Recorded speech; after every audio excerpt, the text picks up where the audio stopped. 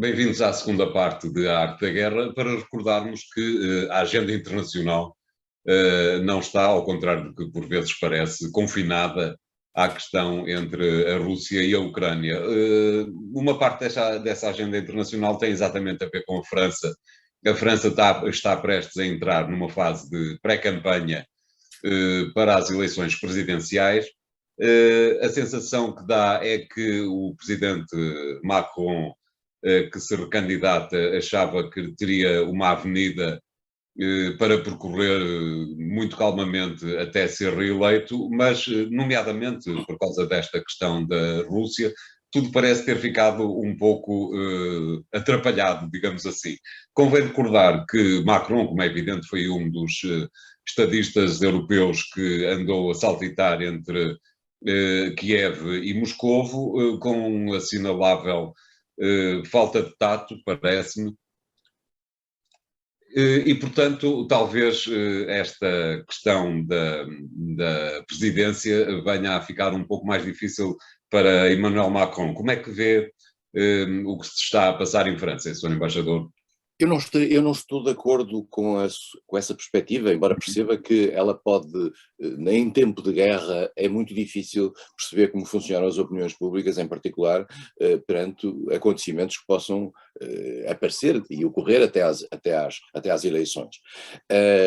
Tem razão quando diz que Macron e Olaf Scholz procuraram num determinado momento, digamos, afirmar a sua presença. Macron a França preside neste momento à União Europeia, ao semestre das presidências da União Europeia, mas já não tem, digamos, funções idênticas àquelas que os presidentes rotativos tinham, né, no passado.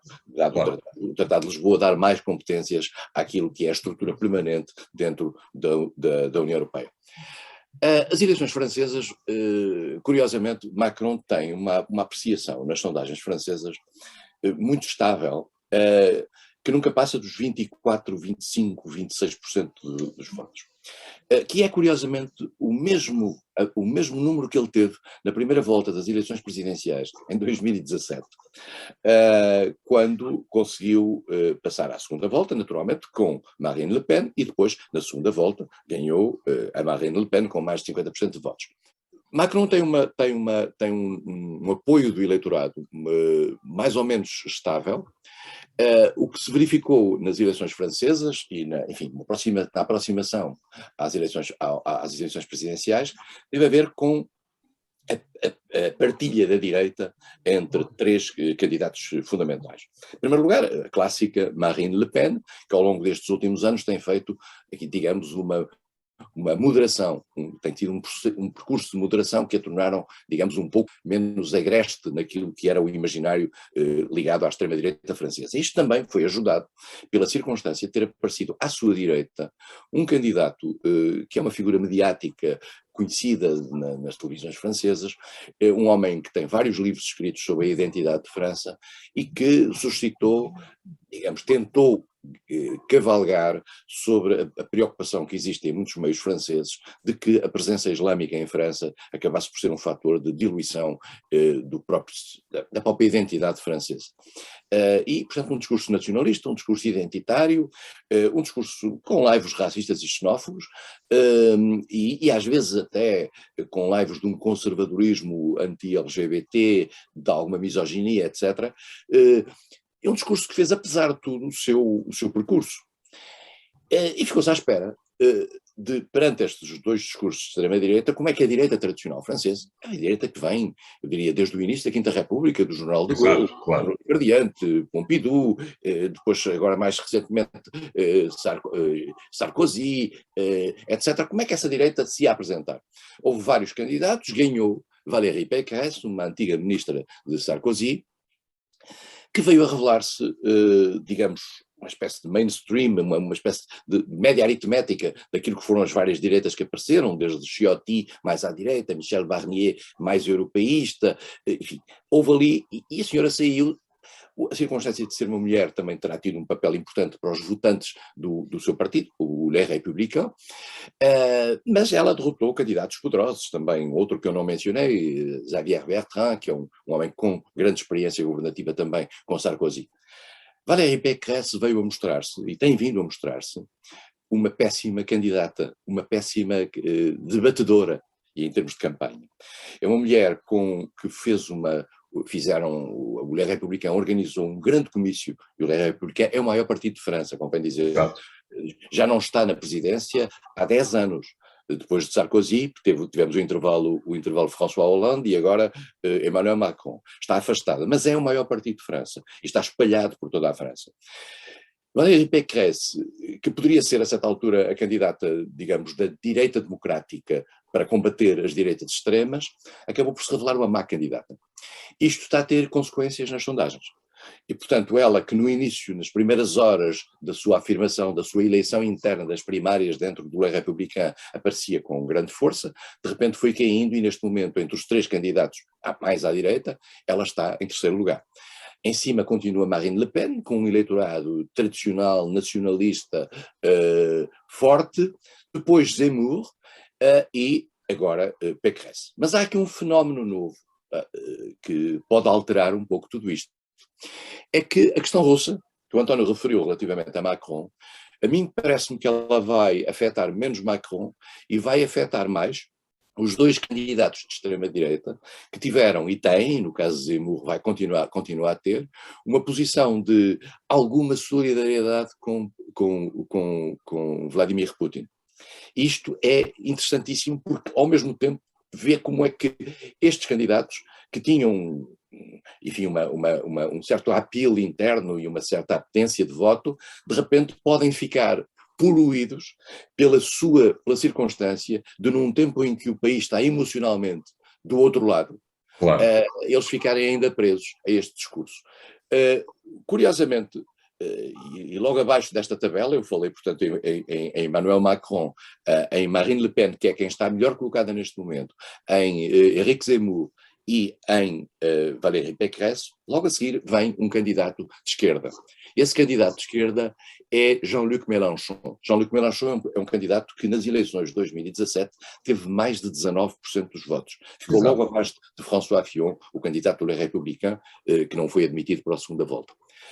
Jean-Luc Mélenchon era um homem que até há umas semanas tinha uma posição muito, eu não diria pró-russa, mas muito contemporizadora da posição russa.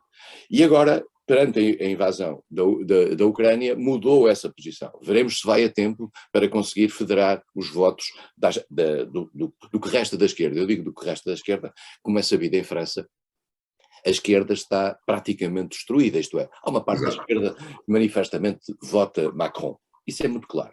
Houve uma parte da esquerda moderada, que nas eleições de 17 votou Macron. Aliás, Macron já tem para esta eleição, agora o patrocínio, digamos, de Jean-Pierre Chevènement, que é um homem que foi ministro de François Mitterrand, que é um homem de uma esquerda nacionalista francesa e que já está com Emmanuel Macron. Resta saber como é que vão evoluir os candidatos que a esquerda tem, muito partidos, o principal dos quais é o candidato do Partido Comunista, Fabien Roussel, que está com cerca de 5% dos votos, depois Christiane Taubira, uma antiga ministra da Justiça do último governo socialista, que tem 2,5%. François Hollande. E tem a última candidata oficial do Partido Socialista, que é Anne Hidalgo, e que está neste momento, digamos, com 2%. Portanto, é uma candidata praticamente residual. Depois há uns candidatos muito pontuais. A esquerda está destroçada. Veremos em que medida é que o efeito, e esse é um ponto importante que o António suscitou, veremos em que medida é que o efeito Rússia tem ou não um impacto nas eleições francesas. E em que medida também o posicionamento da própria candidata da direita democrática poderá ser reforçado face aos 2 candidatos de extrema-direita que podem ser, enfim, marcados por essa sua afetividade com Vladimir Putin. De qualquer maneira, dá a ideia que este ano as eleições presidenciais vão de alguma forma ser a reprodução das de 2017. Sim, resta saber, portanto, quem passa à segunda volta.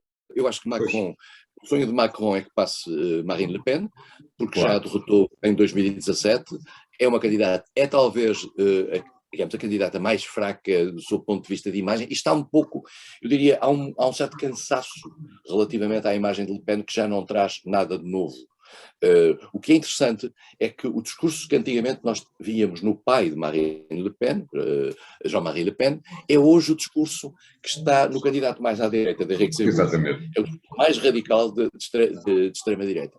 Eu não prevejo, devo confessar, não prevejo grandes surpresas na eleição francesa, e a minha ideia é que Macron tem possibilidades de ganhar, provavelmente sempre à segunda volta, porque em França a probabilidade de uma primeira volta, de tudo se resolver à primeira volta, já são tempos passados, e portanto vai com certeza acontecer aqui uma reedição de mais 5 anos de Emmanuel Macron, alguém que temos que também olhar, que sobreviveu a várias crises, à crise do Gilets jaunes, a um conjunto de tensões internas dentro da França, nomeadamente de natureza económica, e que tem mostrado, no plano europeu, ser um europeísta, aliás, e isso neste momento se calhar é capaz de ser uma cartada importante para ele. Porquê? Porque a França vê-se, depois da saída do Reino Unido, como a única força verdadeiramente importante dentro da Europa, e agora os alemães, ao fazerem esta mudança que fizeram em termos do seu posicionamento em matéria de segurança e defesa, deram um sinal de querer articular isto numa França. E, portanto, o chamado eixo franco-alemão está aí para dar e vender. Talvez a profecia da obra Submissão de Michel Houellebecq nunca venha a realizar-se. Veremos no para final. Para bem de nós todos. Exatamente. Vamos fazer aqui o segundo intervalo, voltamos já de seguida com o terceiro assunto de hoje. Até lá.